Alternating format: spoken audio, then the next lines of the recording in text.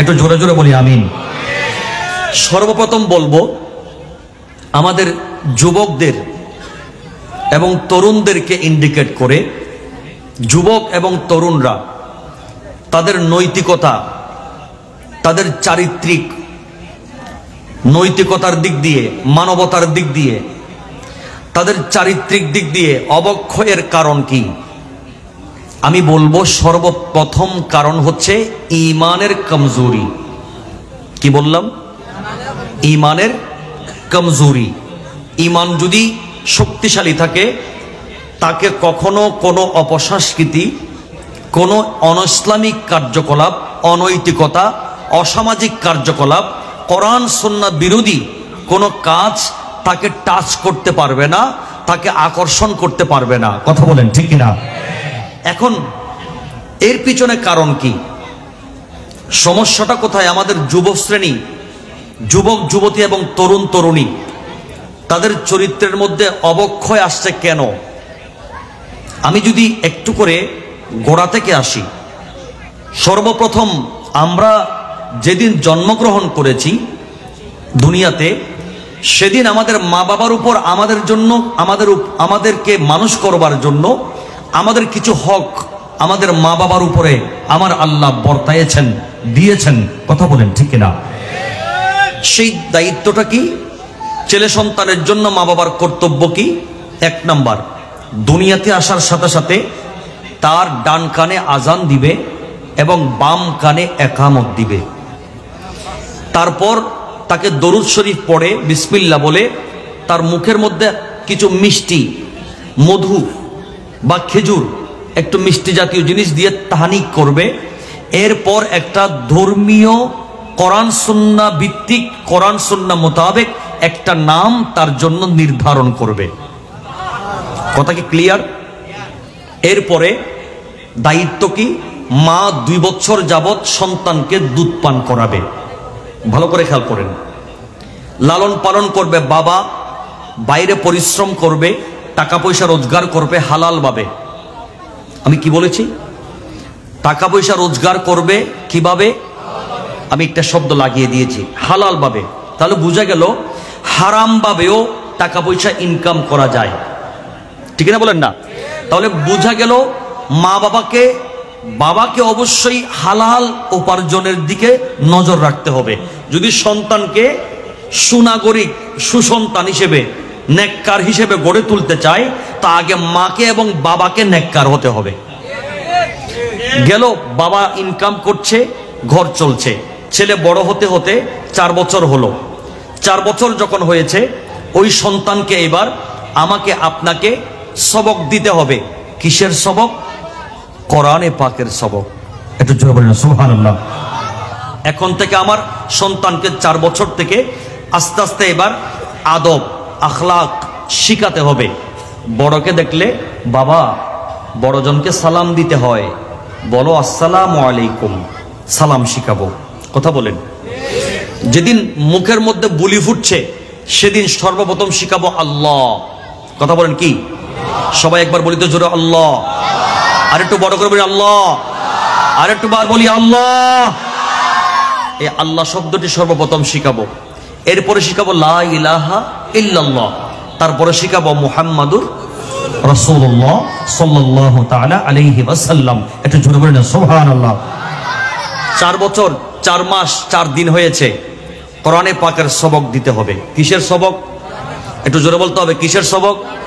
এখন আমি যদি আমার সন্তানকে কোরআনের সবকের আগে ফেসবুকের সবক দিয়ে দিই, ইউটিউবের সবক দিয়ে দিই, টিকটকের সবক দিয়ে দিই, আমার সন্তানের মুখ দিয়ে লা ইলাহা ইল্লাল্লাহ বের হবে নাকি গান বের হবে? কথা বলেন না ঠিক কিনা? এখন আমার সন্তানকে আমি কি শেখাবো? সর্বপ্রথম নবীজি বলছেন 3টা আদব। কয়টা? একটু কথা বলতে হবে। কয়টা? আল্লাহর প্যারা নবী নবুয়তের নূরানী কণ্ঠে এলান করলেন, উম্মত, পৃথিবীর জমিনে তোমরা তোমাদের সন্তানদেরকে সর্বপ্রথম 3টা আদব শিখাতে হবে। আদিবু আওলাদাকুম আলা 3 খিসাল অথবা আলা 3 খিসাল। আল্লাহর নবী বলেন, ও আমার উম্মত, পৃথিবীর জমিনে তোমরা তোমাদের সন্তানদেরকে তিনটা আদব শিখাও, তিনটা শিষ্টাচার শিখাও, তিনটা আদব শিক্ষা দাও। আমার নবী বলেন, ও আমার উম্মত, এক নম্বর হলো হুব্বা নবীকুম, এক নম্বর হচ্ছে তোমাদের নবীর মুহাব্বত, নবীর ভালোবাসা। এক নম্বরে তোমরা তোমাদের সন্তানদেরকে শিক্ষা দাও। একটু জোরে বলেন না সুবহানাল্লাহ। এক নম্বরে কি? নবীর, একটু বলো না, নবীর ভালোবাসা, মুহাব্বত, এক নম্বর। দুই নম্বরে হুব্বা আহলে বাইত নবীকুম, দ্বিতীয় নম্বর, দুই নম্বর হচ্ছে আহলে বাইত রাসূল, আহলে বাইত নবী, আওলাদ রাসূলের মুহাব্বত। দুই নম্বরে তোমরা তোমাদের সন্তানদেরকে শিখাও। তিন নম্বরে কিরাআতিল কোরআন, তিন নম্বরে তোমরা শিখাবে কোরআনে পাকের তিলাওয়াত, কোরআনে পাকের শিক্ষা, কোরআনের মুহাব্বত। তোমরা তোমাদের সন্তানদেরকে তিন নম্বরে কোরআনের মুহাব্বত শিখাও, কোরআনের তিলাওয়াত শিখাও, ঠিক না? এখন বাবারা আমার নবী আমাদেরকে তিনটা আদবের কথা বললেন।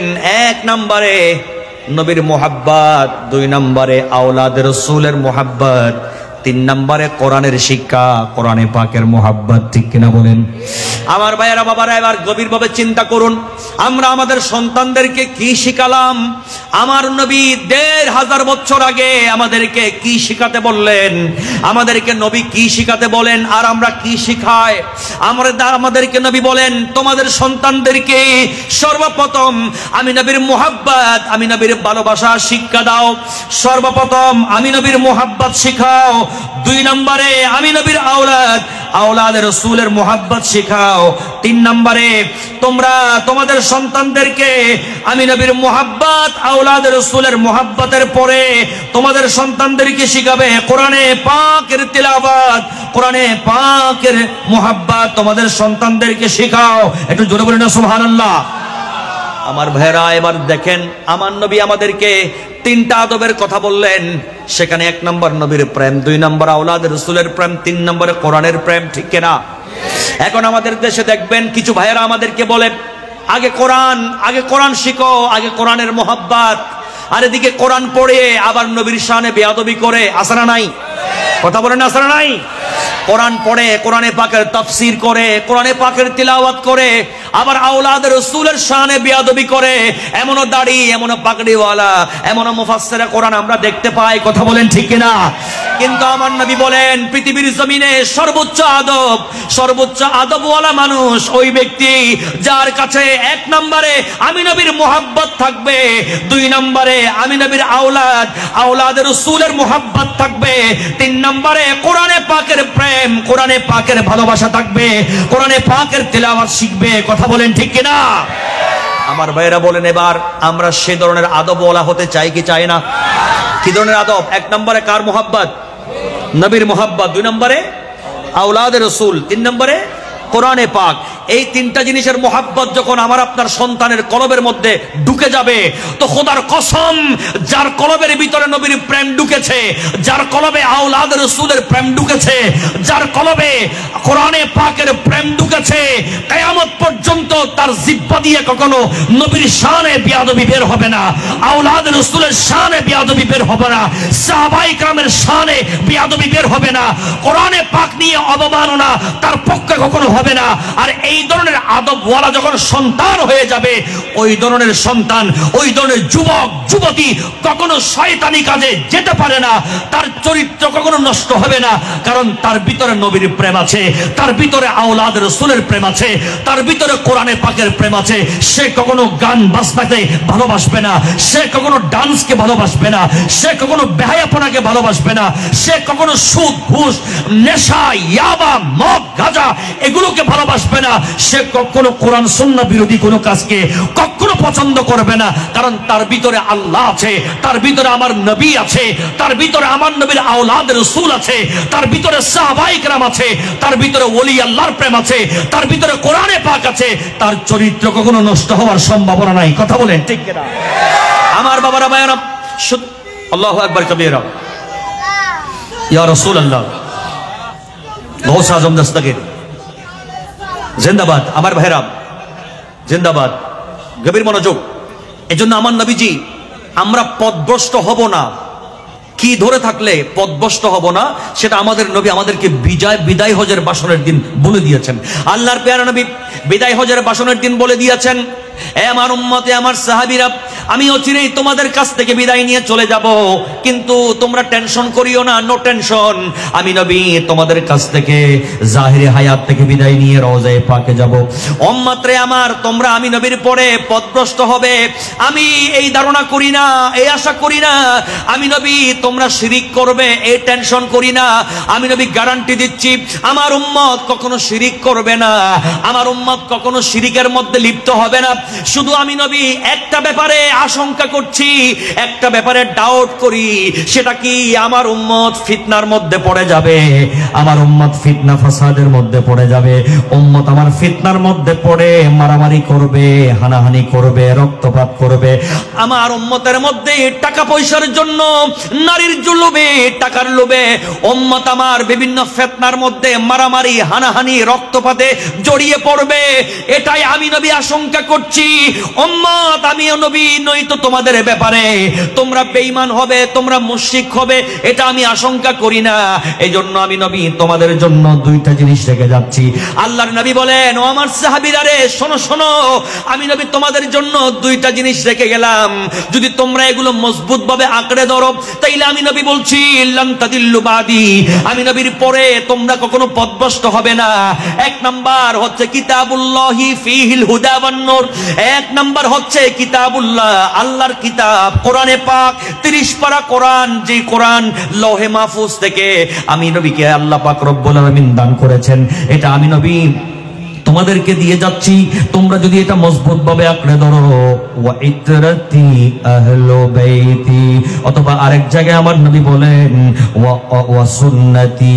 আমার ভাইয়েরা, দুইটা জিনিস আমার নবী বলে গিয়েছেন, একটা হচ্ছে কোরআন আর একটা হচ্ছে আহলে বাইত তথা আওলাদ রাসূল, অথবা একটা হচ্ছে কোরআন আর একটা হচ্ছে আমার নবীর সুন্নাত। জোরে বলেন সুবহানাল্লাহ, আর একটু বড় করে বলেন আমার বাবারা। তাইলে আমার নবী আমাদেরকে কি দিয়ে গেলেন? এক নাম্বার কোরআন, দুই নম্বরে আওলাদ রাসূল, আবার আরেকটা হচ্ছে আমার নবীর সুন্নাত। এই তিনটা জিনিস আমরা যদি মজবুত ভাবে আঁকড়ে ধরি, আল্লাহর জাতের কসম, আমার নবী গ্যারান্টি দিয়েছেন লান তাদিল্লু বাদি, উম্মত আমার পথভ্রষ্ট হবে না। আমার যুবক, আমার যুবতী, আমার তরুণ তরুণী কখনো মিসগাইড হবে না, কখনো তারা পথভ্রষ্ট হবে না, তারা কখনো তার চরিত্রের মধ্যে অবক্ষয় হবে না, তারা সবসময় রাইট পথে থাকবে, রাইট পয়েন্টে থাকবে। যদি তারা কোরআনে পাককে মজবুত ভাবে ধরে, আওলাদ রাসূলের দামান মজবুত ভাবে ধরে, আমি নবীর সুন্নাতকে যদি জীবনে বাস্তবায়ন করে, আমি রাসূল গ্যারান্টি দিয়ে দিলাম আমার উম্মত কখনো পথভ্রষ্ট হবে না, মিসগাইড হবে না। জোরে বলেন না সুবহানাল্লাহ। এখন বলেন বাবা, আমরা আমার নবীর দেওয়া যেই তিনটা জিনিস আমাদেরকে পথভ্রষ্ট না হওয়ার জন্য সম্পত্তি দিয়েছেন, সম্পদ দিয়েছেন, এই তিনটা জিনিসকে মজবুত ভাবে ধরে রাখার দরকার আছে না নাই? একটু জোরে বলেন আছে না নাই? এক নাম্বার কি? কোরআনে পাক। কি বললাম? বললাম কি? এক নাম্বার কোরআনে পাক, দুই নাম্বার নবীর আওলাদ, আওলাদ রাসূল, তিন নাম্বার আমার নবীজির সুন্নাত। একটু জোরে বলেন সুবহানাল্লাহ। আমার ভাইয়েরা, এখন আসেন যুবক যুবতীদের চরিত্রের অবক্ষয় কেন? আমি আগে আপনাদেরকে বলেছি, যার ঈমান দুর্বল, যার ঈমান কমজোর, সে তার চরিত্রের মধ্যে ক্ষয় আসবে। কথা বলেন। যার ঈমান মজবুত, তার চরিত্রের মধ্যে কোনো ধরনের ক্ষয় আসবে না। এখন আসেন ঈমান কাকে বলে? আমি ইতিমধ্যে আপনাকে দুটো হাদিস বলে দিয়েছি, আরেকটা জিনিস বলছি, আরেকটা হাদিস বলছি। ঈমান কমজোর যাদের, তাদের চরিত্রের ক্ষয় হবে, আর যাদের ঈমান মজবুত তাদের কখনো চরিত্রের ক্ষয় হবে না। তা এখন ঈমানদার কাকে বলে? আল্লাহর প্যারা নবী নবুয়তের নূরানী কণ্ঠে বলেন, লা ইউমিনু আহাদুকুম হাত্তা ইয়াকুনা হাব্বা ইলাইহি মিন ওয়ালিদিহি ওয়া ওয়ালাদিহি ওয়ান নাসি আজমাইন। আমার নবী বলেন, ও আমার উম্মত, পৃথিবীর জমিনে তোমরা তোমাদের অন্তরের মধ্যে আমি নবীর মুহাব্বত, আমি নবীর ভালোবাসা, তোমাদের মা, তোমাদের বাবা, তোমাদের স্ত্রী, তোমাদের সন্তান, তোমাদের ধন সম্পদ, এসব কিছুর চাইতে আমি নবীর প্রেম, আমি নবীর ভালোবাসা তোমাদের অন্তরে এক নম্বরে থাকতে হবে, বেশি থাকতে হবে। কথা বলেন ঠিক কিনা? সাহাবা ইকরামের মধ্যে হযরত ফারুক আজম দাঁড়িয়ে গেলেন, ইয়া রাসূলুল্লাহ, ইয়া হাবিবাল্লাহ, আল্লাহর নবী, আমি আপনার সামনে এই প্রতিজ্ঞা করছি, আমার মা বাবা স্ত্রী পুত্র সন্তান সবকিছুর চাইতে আপনাকে বেশি ভালোবাসি, আমার ধন সম্পদের চাইতে বেশি ভালোবাসি। নবী গো, আমি আপনাকে একটা জিনিসের চাইতে বেশি ভালোবাসি না, সেটা হচ্ছে আমার জান, আমার প্রাণ, আমার রূহ, আমার জানটা, আমি আমার জানকে বেশি ভালোবাসি। তখন আমার নবী বলেন, ওমর, তোমার ঈমান এখনো পরিপূর্ণ হয় নাই, তোমার ঈমান এখনো পরিপূর্ণ হয় নাই। তখন ফারুক আজম বললেন, ইয়া রাসূলুল্লাহ, আমার ঈমান কিভাবে পরিপূর্ণ হবে? তখন নবী বলেন, যতক্ষণ পর্যন্ত তোমাদের অন্তরের মধ্যে তোমাদের জানের চাইতে বেশি আমি নবীকে ভালোবাসবে না, ততক্ষণ মুমিন হতে পারবে না। তখন ফারুক আজম বললেন, ইয়া রাসূলুল্লাহ, ইয়া হাবিবাল্লাহ, আমি এই মুহূর্তে আমার ডিসিশন চেঞ্জ করে আমি আবার সিদ্ধান্ত নিলাম, আপনি নবীকে, আমি ফারুক আজম আমার মা বাবা স্ত্রী পুত্র সন্তান আমার ধন সম্পদ এমনকি আমার জানের চাইতে বেশি আপনি নবীকে ভালোবাসি। এই কথা বলতে দেরি নাই, আমার নবী বলে, আল-আন ইয়া উমর, আল-আন ইয়া উমর, হে উমর, এখনো তোমার ঈমান পরিপূর্ণ হয়েছে, এখন তোমার ঈমান কমপ্লিট হয়েছে, পরিপূর্ণ হয়েছে। ও আমার ভাইয়েরা, বাবারা, আমরা বুঝতে পারলাম আমার নবীকে জানের চাইতে বেশি ভালো না বাসলে কখনো মুমিন হওয়া যায় না। কথা বলেন ঠিক কিনা? নামাজের নাম ঈমান নয়, রোজার নাম ঈমান নয়, যাকাতের নাম ঈমান নয়, দাড়ির নাম ঈমান নয়, পাগড়ির নাম ঈমান নয়, তাসবিহের নাম ঈমান নয়, কোরআন তিলাওয়াতের নাম ঈমান নয়। ঈমান হচ্ছে জানের চাইতে বেশি আমার নবীকে ভালোবাসার নাম হচ্ছে ঈমান। কথা বলেন না ঠিক কিনা? এখন বলেন আমার ভাইয়েরা, আজকের মাহফিল আমরা আগে ঈমানটা ঠিক করে নি।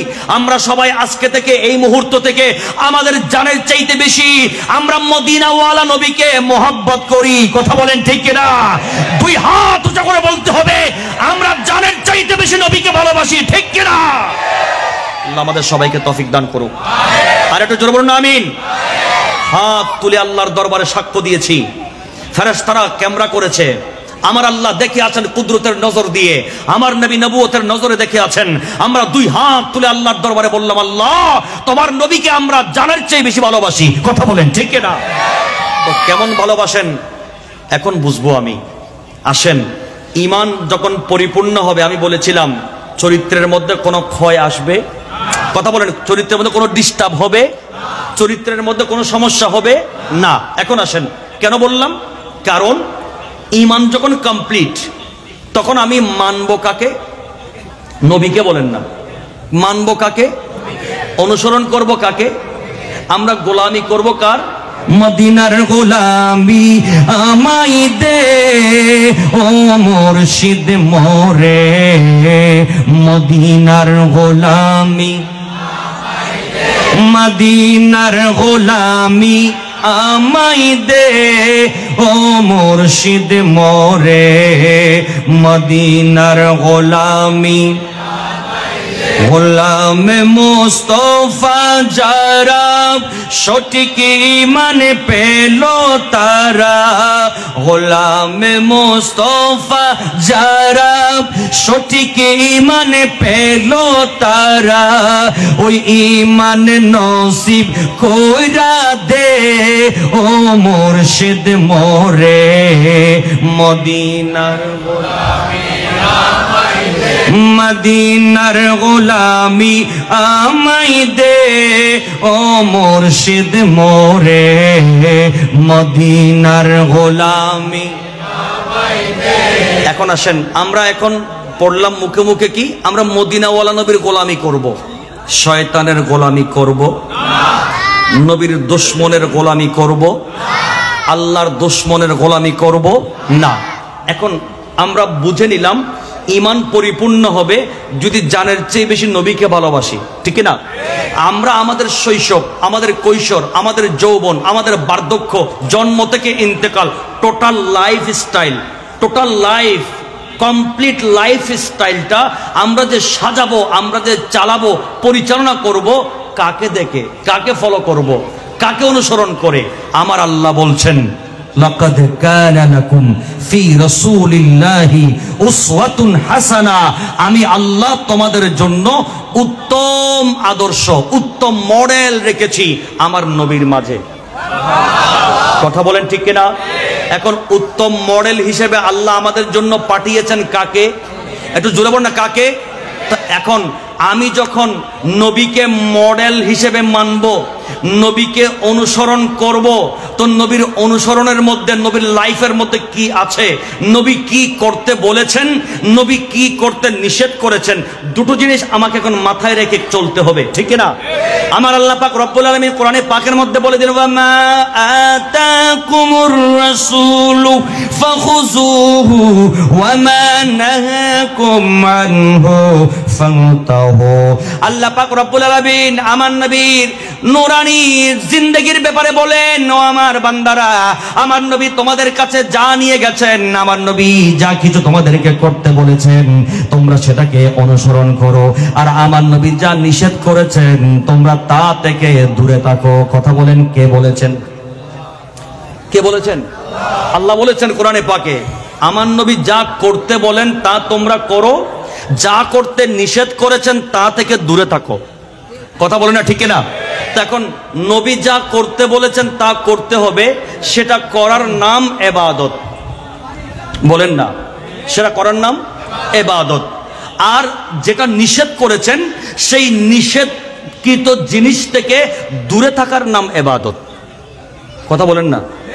শুধু ভালো কাজ করার নাম ইবাদত তা নয়, খারাপ কাজ ত্যাগ করা, খারাপ কাজ ছেড়ে দেওয়ার নাম, খারাপ কাজ ছেড়ে দেওয়াটা, খারাপ কাজ করতে পেরেও সেটা না করা, সেটাও ইবাদত।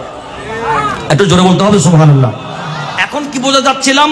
আমার আল্লাহ আমাদেরকে কি জন্য বানিয়েছেন? ওয়ামা খালাকাতুল জিন্না ওয়াল ইনসা ইল্লা লিয়াবুদুন। আমার আল্লাহ বানিয়েছেন ইবাদত করার জন্য। এখন ইবাদত কোন সিস্টেমে করব, কোনটা করলে ইবাদত হবে, কোনটা করলে নাফরমানি হবে, এই দুইটা জিনিস আমাদেরকে পার্থক্য করে আমাদের সম্মুখে তুলে ধরার জন্য আল্লাহ আমার নবীকে পাঠিয়ে দিয়েছেন, প্র্যাকটিক্যাল ভাবে আমাদেরকে শেখাবার জন্য। এখন কোনটা করলে ভালো, কোনটা করলে খারাপ, কোনটা করলে ইবাদত, কোনটা করলে নাফরমানি, কোনটা করলে জান্নাত, কোনটা করলে জাহান্নাম, এটা আমার নবী শিখিয়ে দিয়েছেন। নবীর পরে নবীর আওলাদ, আওলাদের রাসূলরা শিখিয়ে দিয়েছেন। আর আমার নবীর দেওয়া যে আদর্শ, আওলাদের রাসূলের দেওয়া যে আদর্শ, সেই আদর্শকে ফলো করার নাম হচ্ছে ইবাদত। আর সেটার রাইট পয়েন্টে, সেটার ভালো দিকটাকে অনুসরণ করা, খারাপ দিকটাকে, যেটাকে খারাপ বলেছেন সেটা থেকে দূরে থাকা, এটাই হচ্ছে আমাদের মানদণ্ড। কামিয়াবির উচ্চ শিখরে পৌঁছাবার একমাত্র আমাদের মানদণ্ড হচ্ছে যা করতে বলেছেন তা করব, যা নিষেধ করেছেন তা থেকে দূরে থাকবো। কথা বলেন ঠিক কিনা? এখন আসেন, আমার নবীর মোহাব্বত যখন এক নম্বরে এসে গেল তো আমি মুমিন হয়ে গেলাম। তো মুমিন যখন হয়েছি, ইমানদার হওয়ার পরে এখন আমার আমল শুরু হবে। আমলের নাম হচ্ছে ইসলাম, আর নবীর প্রেমের নাম হচ্ছে ঈমান। এখন নবীর প্রেম আমার কলবে এক নম্বরে, সেটা হয়ে গেছে ঠিক পারফেক্ট। যখন হয়ে গেছে আমি মুমিন হয়ে গেলাম। এখন আমি দাড়ি রাখলে এটা নবীর সুন্নাত, আমি পাগড়ি পড়লে এটা নবীর সুন্নাত, আমি মিসওয়াক করলে এটা নবীর সুন্নাত, আমি তাসবিহ পড়লে এটা ইবাদত, কোরআন তিলাওয়াত করলে এটা ইবাদত, নামাজ পড়লে এটা ইবাদত, রোজা হজ যাকাত ইবাদত, জিকির করব ইবাদত, নবীর দরুদ পড়ি ইবাদত, নবীর মিলাদ করি এটা ইবাদত। এই সব কিছু ইবাদত হিসেবে কাউন্ট হবে যদি আমি মুমিন হতে পারি। তো মুমিন কখন হয়েছি? যখন নবীর প্রেম এক নম্বরে অন্তরে ধারণ করেছি। তো নবীর প্রেম যখন ঢুকে গেছে, তো আমার কাছ থেকে এখন চিন্তা করতে হবে নবীর আদর্শ কোনটা আর নবীর বিপরীতে কোনটা, নবী কোনটাকে সাপোর্ট দিয়েছেন, নবী কোনটাকে সমর্থন দেন নাই। এই দুইটা জিনিস সামনে রেখে আমাকে চলতে হবে। নবী যেটা করতে বলেছেন তা করব, নবী যেটা থেকে দূরে থাকতে বলেছেন তা থেকে দূরে থাকার নাম হচ্ছে ইবাদত, তা থেকে দূরে থাকার নাম হচ্ছে মুমিন, আর সেগুলো আমল করার নাম হচ্ছে মুসলমান। কথা বলেন ঠিক কিনা? এখন আমার ভাইয়েরা, আমার নবী কি কি করতে বললেন? এবার আসেন আমার বাবারা, আমার নবী সাহাবী একজন জিজ্ঞেস করেন, ইয়া রাসূলুল্লাহ, ইয়া হাবিবাল্লাহ, গো আল্লাহর নবী, পৃথিবীর জমিনে সবচেয়ে শ্রেষ্ঠ আমল কোনটা? আমার নবী দ্ব্যর্থহীন কণ্ঠে জবাব দিলেন, আসসালাতু আলা ওয়াক্তিহা। আমার নবী বলেন, ও আমার উম্মত, আমার সাহাবীরা, এক নাম্বার উত্তম আমল হলো ঈমানের পরে নামাজ কায়েম করতে হবে 5 ওয়াক্ত। বলেন না কয় ওয়াক্ত? একটু জোরে বলতে হবে। আজকে যদি জিজ্ঞেস করি ফজরের নামাজ থেকে এশারের নামাজ পর্যন্ত পড়েছেন 5 ওয়াক্ত, কারা কারা হাত তুলেন? যদি বলি, হাত তুলবেন না প্লিজ, আমি তুলতে বলি নেই। যদি বলি ইফ, কারণ আমি জানি আমরা যারা এসেছি অনেকে এমনও আছি যখন বুড়া হব তখন নামাজ পড়ব, বুড়া হলে হজ করব, বুড়া হলে তসবিহ ধরব, বুড়া হলে দাড়ি রাখবো, বুড়া হলেই মসজিদ ধরব, এমন বিশাল আশা নিয়ে বসে আছে। এমন অনেক যুবক, এমন অনেক মানুষ আছে। কথা বলেন ঠিক কিনা? আমার ভাইয়েরা, পৃথিবীর সব কিছুর গ্যারান্টি ওয়ারেন্টি আছে, কিন্তু মৃত্যুর কোনো গ্যারান্টি ওয়ারেন্টি? একটু জোরে বলেন। আমার মোবাইলের পাসওয়ার্ড আমার জানা আছে, আপনার মোবাইলের পাসওয়ার্ড আপনার জানা আছে। বলেন তো, আপনার আমার সকলের মৃত্যুর তারিখ কোনটা, সেটার কোড নাম্বার, সেটার পাসওয়ার্ড নাম্বার, সেটার কোনো পাসওয়ার্ড কারো জানা আছে? নাই। আমার আল্লাহ এটা গোপন রেখেছেন। কথা বলেন ঠিক কিনা? কারণ এটা জানা থাকলে বান্দা ডিস্টার্ব করবে, এটা জানে আল্লাহ, এজন্য এটা গোপন রেখে দিয়েছেন, যেন বান্দা সবসময় মৃত্যুর জন্য প্রস্তুত থাকে। কথা বলেন না ঠিক কিনা? আমার নবী এজন্য বলে, উম্মত, পৃথিবীর জমিনে ঈমান এনে হাত পা গুটিয়ে বসে থাকলে চলবে না। ঈমান আনার পরে 1 নাম্বার হচ্ছে 5 ওয়াক্ত নামাজ পড়া। কথা বলেন না ঠিক কিনা? কিয়ামতের ময়দানে বিল্ডিং কয়টা ছিল, প্লট কয়টা ছিল, ব্যাংক ব্যালেন্স কয় কোটি ছিল, স্ত্রী কয়টা, ছেলে মেয়ে কয় ডজন, এগুলো প্রশ্ন হবে না। কিয়ামতের ময়দানে সর্বপ্রথম প্রশ্ন হবে নামাজের ব্যাপারে। কথা বলেন ঠিক কিনা? আমার বাবারা ভাইয়েরা, এজন্য আল্লাহ পাক রব্বুল আলামিন কিয়ামতের ময়দানে সর্বপ্রথম প্রশ্ন করবেন নামাজের। আমার নবী ঈমানের পরে সর্বশ্রেষ্ঠ যেটা আমল, ওই আমলের কথা বলেছেন 5 ওয়াক্ত নামাজ। কথা বলেন না ঠিক কিনা? আমরা সে 5 ওয়াক্ত নামাজ আগামীকাল থেকে পড়তে চাই কি চাই না? আমরা 1টি বছর অতিক্রম করলাম হায়াত থেকে, আরেকটি বছরে পদার্পণ করছি, আরেকটি বছর শুরু করতে যাচ্ছি। জীবনের 1টি বছর হায়াত মাইনাস হয়ে গেছে। কথা বলেন ঠিক কিনা? অনেকদিন বেনামাজি ছিলাম, জাহান্নামে ছিলাম, আগামীকাল থেকে জান্নাতি মেহমান হব, আল্লাহর ঘরের মেহমান হব, ডেলি 5 ওয়াক্ত নামাজ পড়বো। রাজি আছি না নাই? একটু জোরে বলতে হবে। সবাই রাজি আছেন? আগামীকাল থেকে 5 ওয়াক্ত নামাজ পড়বো, রাজি আছেন? আল্লাহ আমাদের সবাইকে তৌফিক দান করুন। একটু জোরে বলেন আমিন। এবার বলেন, সবাই নামাজ পড়তে রাজি? একবার জোরে জোরে বলেন ইনশাআল্লাহ। আর একটু বড় করে বলেন ইনশাআল্লাহ। কারণ ভালো কাজ করার তৌফিক দিবেন কে? আল্লাহ যদি তৌফিক না দেন পারবো না। কথা বলেন ঠিক কিনা? আগামীকাল থেকে নামাজ পড়বো 1 নাম্বার। আমি এবার ক্ষতি অবক্ষয় কেন হচ্ছে এবং তার উত্তরণ কিভাবে, উত্তরণের কথাটাও বলে ফেলতেছি। উত্তরণের জন্য 1 নাম্বার হচ্ছে অন্তর ভরা জানের চাইতে বেশি নবীর প্রেম রাখতে হবে, সেটা ঈমান। এরপরে আমাকে এবার আমলের দিকে, ইসলামের দিকে আসতে হবে, সেটা 1 নাম্বার হচ্ছে নামাজ। কথা বলেন। যুবকের চরিত্র যদি ঠিক করতে চান, যুবতীর চরিত্র ঠিক করতে চান, ঈমান ঠিক করার পরে নাম্বার 1 আসতে হবে নামাজের কাতারে। ইন্না সালাত তানহা আনিল ফাহশা ওয়াল মুনকার। নিশ্চয় নামাজ অশ্লীল গর্হিত যত ধরনের নাপাক কাজ আছে, বেহায়া কাজ আছে, সব কিছু থেকে আপনাকে বিরত রাখবেন, বাঁচিয়ে রাখবেন, সেটার নাম হচ্ছে নামাজ। কথা বলেন ঠিক কিনা? আমার ভাইয়েরা, 2 নম্বরে সাহাবী জিজ্ঞেস করলেন, ইয়া রাসূলুল্লাহ সুম্মা আইয়ু? ও আমার নবী, একটু আমাকে বলুন না এবার। আল্লাহর নবী একটু আরেকটু করে বলেন, 2 নাম্বার আল্লাহর দরবারে সবচেয়ে প্রিয় জিনিস কোনটা? আমার নবী এবার বললেন বিররুল ওয়ালিদাইন। 2 নম্বর হচ্ছে মা বাবার সেবা করা, মা বাবার খেদমত করা। কথা বলেন ঠিক কিনা? 2 নম্বরে মা বাবার খেদমত লাগবে। কথা বলেন না ঠিক কিনা? 2 নাম্বার মা বাবার খেদমত। সাহাবী জিজ্ঞেস করেন সুম্মা আইয়ু? অতঃপর ভালো আমল কোনটা? আমার নবী বলেন আল জিহাদ ফি সাবিলিল্লাহ, আল্লাহর রাস্তায় জিহাদ করা। ও আমার বাবারা, জিহাদ কি? জিহাদ মানে খারাপ কাজের দিকে না গিয়ে ভালো কাজের উপরে অটল থাকা, এটাই হচ্ছে জিহাদ। কথা বলেন ঠিক কিনা? আমাদেরকে আর তলোয়ার নিয়ে জিহাদ করতে হবে না, আমাদেরকে বদরের জমিনে যেতে হবে না, উহুদের জমিনে যেতে হবে না, কারবালার জমিনে যেতে হবে না। ও আমার বাবার, আরে আমাদেরকে জিহাদ করতে হবে। আসাদুল জিহাদ জিহাদুল হাওয়া, একমাত্র সবচেয়ে শ্রেষ্ঠ জিহাদ হচ্ছে অন্তরের বিরুদ্ধে, নফসের বিরুদ্ধে জিহাদ করা। আজান হচ্ছে আমি ফেসবুকে, আমি ইন্টারনেটে, আমি অনলাইনে বসে বসে টাইম পাস করছি, ওদিকে আজান চলে, একামত চলে, আমি মসজিদে যাই না। কিন্তু আমার আল্লাহ আমাকে যখন নামাজের দিকে ডাকছেন, তখন আমার নফস যদি বলে আমাকে ফেসবুক নিয়ে বসে থাকতে, আমি ফেসবুক নিয়ে বসে থাকবো না। আমার আল্লাহর ডাকে সাড়া দিয়ে হাইয়া আলাস সালাহ হাইয়া আলাল ফালাহ আস-সালাতু খায়রুম মিনান নাওম যখন ডাক আসবে, আমার তখন উচিত হবে দুনিয়ার সমস্ত কার্যক্রম স্টপ করে আমি দৌড়ে যাব আল্লাহর ঘরের দিকে। কথা বলেন ঠিক কিনা? আমার নবী বলেন, ও আমার সাহাবীরা রে, পৃথিবীর জমিনে শ্রেষ্ঠ আমল তিনটা। এক নাম্বার হচ্ছে ওয়াক্ত মতো নামাজ পড়া, দুই নাম্বার মা বাবার সেবা করা, তিন নাম্বার নিজের নফসের বিরুদ্ধে যুদ্ধ করা, নিজের নফসের বিরুদ্ধে জিহাদ করা। কথা বলেন ঠিক কিনা? আমার ভাইয়েরা, আমরা যদি এই তিনটা জিনিস যদি আমাদের ভিতরে রাখতে পারি, খোদার কসম আমার যুবকরা, আমার যুবতীরা কখনো খারাপ কাজের দিকে, কখনো তাদের চরিত্রের অবক্ষয়ের দিকে পা বাড়াতে পারবে না। তাদেরকে আমার আল্লাহ সব সময় জান্নাতি পথের উপরে রাখবেন। কথা বলেন ঠিক কিনা? আল্লাহ পাক আমাদেরকে তৌফিক দান করুক, আমিন। আর একটু বড় করে বলি না আমিন?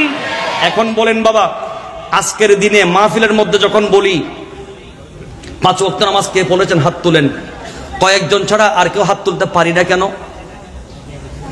তা আপনার চরিত্র ঠিক থাকবে কোত্থেকে? এক। দুই নম্বরে, এমনও সন্তান আছে যারা মা বাবার সেবা করে না, মা বাবার যত্ন নেয় না, মা বাবার ট্রিটমেন্ট করে না, মা বাবার চিকিৎসা করে না, মা বাবার খবর নেয় না, এমনও সন্তান পৃথিবীর জমিনে আছে। কথা বলেন ঠিক কিনা? 2। 3 নম্বরে, অন্তর বলে নামাজ পড়িও না, কিন্তু মুয়াজ্জিন হুজুর মসজিদ থেকে আমাকে আহ্বান করছে আল্লাহর পক্ষ থেকে, হাইয়া আলাস সালাত। কথা বলেন ঠিক কিনা? এখন আমার অন্তর যেদিকে বলছে, নফস যেদিকে বলছে, আমি সেদিকে বসে আছি, আমার নফসের বিরুদ্ধে জিহাদ নাই। তো আপনার আমার চরিত্র থাকবে কোত্থেকে? এখন বলেন আমার বাবারা, যদি ঈমান দুর্বল হয়ে যায়, ঈমান কমজোর হয়ে যায়, তো নামাজের দিকে মন যাবে না। ঈমান কমজোর হলে মসজিদের দিকে মন যাবে না। ঈমান কমজোর হলে মা বাবার খেদমত ভালো লাগবে না। ঈমান কমজোর হলে জিকির ভালো লাগবে না। ঈমান কমজোর হলে দাড়ি ভালো লাগবে না। ওই যে তালতো বোন খালাতো বোন বলেছে, শেভ না করলে যোগাযোগ বন্ধ করে দেব, ফ্রেন্ড লিস্ট থেকে নাম ডিলিট করে দেব, তোমার সাথে কোনো লিঙ্ক থাকবে না, যোগাযোগ থাকবে না। গার্লফ্রেন্ড বলেছে দাড়ি রাখা যাবে না, ফর্ম শেভ লাগবে। আমার নবী বলেছেন, যুবক তুমি দাড়ি দিয়ে তোমার চেহারাকে সাজিয়ে নাও, এটা যুবকের অলংকার। যদি বলেন না ঠিক না? তো আমার ভাইয়েরা, যার ঈমান দুর্বল তার দাড়ি ভালো লাগবে না, যার ঈমান দুর্বল টুপি ভালো লাগবে না, ঈমান দুর্বল নামাজ ভালো লাগবে না, ঈমান দুর্বল কোরআন ভালো লাগবে না, ঈমান দুর্বল মা বাবার সেবা ভালো লাগবে না, ঈমান দুর্বল মিলাদুন নবী ভালো লাগবে না, ঈমান দুর্বল মিসওয়াক ভালো লাগবে না, ঈমান দুর্বল নবীর দরুদ ভালো লাগবে না। এখন ঈমান দুর্বল হলো কেন? ঈমান দুর্বল হলে মানুষ আস্তে আস্তে নবী থেকে দূরে চলে যায়, নবীর আদর্শ থেকে দূরে চলে যায়, ঈমান ইসলাম থেকে দূরে চলে যায়। এখন ঈমানকে দুর্বল কিভাবে করা যায়, সেটার জন্য মুসলমানদের কলব থেকে ঈমানটা কিভাবে ছিনিয়ে নেওয়া যায়, সেজন্য ইহুদিরা বিশাল একটা চক্রান্ত করে আমাদের যুবক যুবতীদেরকে একটা প্ল্যাটফর্মের মধ্যে আনার চেষ্টা করছে। তার নাম হচ্ছে ফেসবুক, তার নাম হচ্ছে ইউটিউব, তার নাম হচ্ছে অনলাইন প্ল্যাটফর্ম। কথা বলেন ঠিক কিনা? তারা চিন্তা করলো এই যুবকদেরকে, এই মুসলমানদেরকে, ওদেরকে ঘায়েল করার জন্য বোম মারলে হবে না। কারণ যতক্ষণ তাদের কলবের ভিতরে পেয়ারা নবীর মুহাব্বত কলবের ভিতরে থাকবে, ততক্ষণ তাদেরকে বোম মারলেও তারা কখনো নবীর আদর্শ থেকে দূরে সরবে না। তারা নাচ গানকে হালাল মনে করবে না, তারা ব্যান্ড প্যাকেজ ডিজেকে হালাল মনে করবে না। যতক্ষণ তাদের কলবের ভিতরে নবী থাকবে, নবীর প্রেম থাকবে, তারা মদ খাওয়াকে হালাল মনে করবে না, সুদ খাওয়াকে হালাল মনে করবে না, তারা ইয়াবা খাওয়াকে হালাল মনে করবে না। আর যখনই মুসলমানদের অন্তর থেকে, ইমানদারদের কলব থেকে নবীর প্রেমটাকে ছিনিয়ে নেওয়া যাবে, নবীর প্রেমটা বের করে দেওয়া যাবে, তখন তাদের ঈমান দুর্বল হয়ে যাবে। তখনই তাদের নাচ ভালো লাগবে, ডান্স ভালো লাগবে, ডিজে ভালো লাগবে, বেপর্দা ভালো লাগবে, বেনামাজি ভালো লাগবে, সুদ ভালো লাগবে, ঘুষ ভালো লাগবে, নাচ গান ভালো লাগবে, মদ ভালো লাগবে, ইয়াবা ভালো লাগবে, সব কিছু ভালো লাগবে তখন যখন পেয়ারা নবী মুস্তাফার মোহাব্বত অন্তর থেকে বের করে ফেলা যাবে। কথা বলেন ঠিক কিনা? আরো বড় করে বলুন ঠিক কিনা? এখন ইহুদিরা চক্রান্ত করে প্ল্যান নিল, পরিকল্পনা হাতে নিল, কি বলে আমরা মুসলমানদের সন্তানদেরকে ঘায়েল করার জন্য, মুসলমানদের যুবক যুবতীদেরকে কন্ট্রোল করার জন্য একটাই পলিসি আমাদেরকে অবলম্বন করতে হবে, যে কোনোভাবে, যে কোনো উপায়ে তাদের কলব থেকে নবীর প্রেমটাকে বের করে নিতে হবে। কথা বলেন। এজন্য তো কারবালার ময়দানে ইয়াজিদি এবং হুসাইনি দুটো ফারাক কেন হলো? দুজনের মুখে তো দাড়ি ছিল, দুজনের প্যান্ডেলে তো নামাজ ছিল, আজান একামত ছিল, জুমা জামাত ছিল, পাগড়িও ছিল, মিসওয়াকও ছিল, কোরআনও ছিল, সব আছে। কিন্তু হুসাইনের তাবুতে আমার নবী মুস্তাফার মুহাব্বত আছে, হুসাইনের তাবুতে দয়াল নবী আছে, আর ইয়াজিদের তাবুতে নবীর মুহাব্বত নাই। এজন্য ইয়াজিদ মদকে হালাল করে দিয়েছে, জেনাকে হালাল করে দিয়েছে, সুদ খাওয়া হালাল করে দিয়েছে, নেশা করাকে হালাল করে দিয়েছে, নাচ গানকে হালাল করে দিয়েছে। কথা বলেন ঠিক কিনা? এখন বলেন, ওই ইহুদিরা আমাদেরকে বিভিন্ন চক্রান্ত কৌশল করে আমাদের কলব থেকে নবীর প্রেমটাকে বের করে আমাদেরকে ঈমান হারা করে আস্তে আস্তে শয়তানি পথে পরিচালনা করার জন্য পদক্ষেপ নিয়েছে। তা এখন যুবকদেরকে মসজিদ থেকে কিভাবে দূরে রাখা যায়, যুবক যুবতীদেরকে নবীর মোহাব্বত থেকে, ঈমান আমল থেকে, কোরআন সুন্নাহ থেকে কিভাবে দূরে রাখা যায়, এটা যখন তারা বিভিন্ন প্ল্যান প্রোগ্রাম হাতে নিল, তখন সেখানে দেখতে পেল একটা কাজ করতে হবে। নাম্বার 1, তাদেরকে ধন সম্পদের মোহ দিতে হবে, সম্পত্তির মোহ, টাকা পয়সার লোভ দিতে হবে। 2 নম্বরে তাদেরকে নারীর লোভ দিতে হবে। কথা বলেন, কি কি কয়টা জিনিস? ইত্তাকুদ দুনিয়া ওয়াত্তাকুন নিসা। আমার নবী হাদিসে পাকে বলেন, তোমরা 2টা জিনিস থেকে বেঁচে থাকবা। একটা হচ্ছে নারীর ফিতনা, আর একটা হচ্ছে সম্পত্তির ফিতনা, টাকা পয়সার ফিতনা, ধন দৌলতের ফিতনা থেকে তোমরা বেঁচে থাকো যদি জান্নাতে যেতে চাও। কথা বলেন ঠিক কিনা? এখন ইহুদিরা ভাবলো মুসলমানদেরকে ঘায়েল করা যাবে, 2টা জিনিসের লোভ দিতে হবে। একটা হচ্ছে টাকা, আর একটা হচ্ছে নারী। বলেন না কেন? একটা কি টাকা, আর একটা কি নারী। এখন মুসলমানদেরকে আস্তে আস্তে টাকার লোভ দিচ্ছে। তুমি হালাল ভাবে ব্যবসা করে কয় বছরে কোটিপতি হবা বলো তো? তো কি করতে হবে? বলে একটা ইয়াবার চালান মারি দিলে, এক বলে ছক্কা লাগা দিছো, ফিনিশ, জিন্দেগি হয়ে গেছে। এক ইয়াবার চালানে 2-3 কোটি টাকার মালিক হয়ে গেছো। কথা বলেন না? সৎভাবে ব্যবসা করে তুমি কয়দিনে কোটিপতি হবা? এক রাতে মদের 1 গাড়ি মদ যদি চালান করে দিতে পারো তো 2 কোটি টাকার মানুষ। এখন মানুষকে টাকার লোভে ফেলে করাইলো কি হালাল কাজ নাকি হারাম কাজ? এই যুবকের চরিত্র নষ্ট হচ্ছে। ইয়াবা খাচ্ছে, নেশা নিজে করছে, আরেকজনকে করার ব্যবস্থা করছে, ওটার ব্যবসা করছে, এটা দিয়ে সে লাভবান হচ্ছে, টাকার লোভ ঢুকিয়ে দিয়েছে। আরেকটা জিনিস হচ্ছে নারীর লোভ। সেটা কিভাবে? সেটা তারা দিয়েছে অনলাইনের মধ্যে, পর্নোগ্রাফি, অনলাইনের মধ্যে তারা নেগেট ছবি দিয়েছে, উলঙ্গ মহিলার ডান্স, উলঙ্গ মহিলার সেখানে বিভিন্ন খারাপ নেগেট ছবিগুলো তারা অনলাইনে আপলোড দিয়েছে। এখন আমার এই সোনার ছেলেগুলো, ইমানদার ইমানি ছেলেগুলো যখন এই অনলাইনে সার্চ করছে, অনলাইনে ঢুকা মাত্র যখন ওই খারাপ নেগেটগুলো দেখতেছে, ওদের আর মাহফিল দেখতে ভালো লাগে না, ওদের আর আজানের শব্দ ভালো লাগে না, ওদের আর নাতে মুস্তফা ভালো লাগে না, ওদের আর কোরআন তেলাওয়াত শুনতে ভালো লাগে না। অথচ একই অনলাইনে, সেই একই অনলাইনের মধ্যে কোরআনে পাকের তেলাওয়াতও আছে, ঠিক না বলেন না? একই অনলাইনের মধ্যে আপনি বোতাম ফুস করলে, টাচ করলে কোরআনে পাকের তেলাওয়াত বেরিয়ে আসবে। মক্কা শরীফের 5-6 জন ইমামের 6 ধরনের তেলাওয়াত, মদিনা শরীফের 5-6 জন ইমামের 6 ধরনের তেলাওয়াত, কারি পাসের থেকে শুরু করে ওয়ার্ল্ড ওয়াইড যারা বড় বড় কারি আছে তাদের তেলাওয়াত বের হয়ে আসবে। মুসলমানের ছেলে হেডফোন লাগিয়ে সেগুলো শুনতে ভালো লাগে না, কিন্তু মুসলমানের ছেলে ঠিকই গান শুনতেও ভালো লাগে। আর ওই যে মেয়েগুলো কোমর দোলাচ্ছে, নেগেট ছবিগুলো ওখানে ঘুরতেছে, ওগুলো দেখতে ভালোবাসে। তো ইহুদিরা বলে আমরা সাকসেস হয়ে গেলাম, আমরা সফল হয়ে গেলাম, মুসলমানদের কলব থেকে নবীর প্রেম বের করে দিয়েছি, আর তাদের ভিতরে ফেসবুক প্রেম ঢুকিয়ে দিয়েছি, অনলাইন প্রেম ঢুকিয়ে দিয়েছি, পর্নোগ্রাফি ছবির প্রেম ঢুকিয়ে দিয়েছি। এরা এখন নারী নিয়ে ব্যস্ত, এরা এখন টাকা কামানো নিয়ে, টাকার মোহ নিয়ে ব্যস্ত, আর এই ফাঁকে তাদেরকে অবৈধ কাজে লাগিয়ে দিয়েছি। তারা ঈমান থেকে বের হয়ে গেছে, ইসলাম থেকে অনেক দূরে চলে গেছে। কথা বলেন ঠিক কিনা? তখনই আমার যুবক, আমার যুবতী চরিত্রের মধ্যে ক্ষয় আসে, চরিত্রের অবক্ষয় হয়। আল্লাহ আমাদের যুবক যুবতীদেরকে শয়তানের পথে না গিয়ে আমার নবীর পথে চলার তৌফিক দান করুন। আর একটু বড় করে বলেন আমিন। সর্বশেষ আমি লাস্ট একটি ফিনিশন দিয়ে দিই, সেটি হচ্ছে আমার যুবকদেরকে, যুবতীদেরকে আমি 2টা মেথড দেব, 2টা টিপস দেব হাদিস থেকে।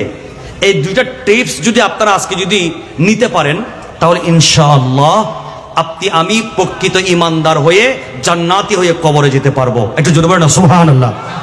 আল্লাহর প্যারা নবী নূরানী কণ্ঠে বলছেন, উম্মত তোমরা যদি আমাকে 2টা জিনিসের ওয়াদা দিতে পারো। কয়টা জিনিস? মাইয়াজমান লি মা বাইনা লাহইহি ওয়া মা বাইনা রিজলাইহি। আমার নবী বলছেন, যেই ব্যক্তি 2টা জিনিসের ওয়াদা দিতে পারবে, আমি নবীকে 2টা জিনিসের হেফাজত করবে, এই কমিটমেন্ট, এই প্রমিস যদি আমি নবীর সাথে করতে পারো, আমি রাসূল বলছি তোমাদেরকে আমি নবী মুস্তাফা 1500 বছর আগে কিয়ামত পর্যন্ত সকল উম্মতকে আমি জান্নাতের ওয়াদা দিয়ে দিলাম। আর একটু বড় করে বলতে হবে, কিসের ওয়াদা দিচ্ছেন? জান্নাতের ওয়াদা।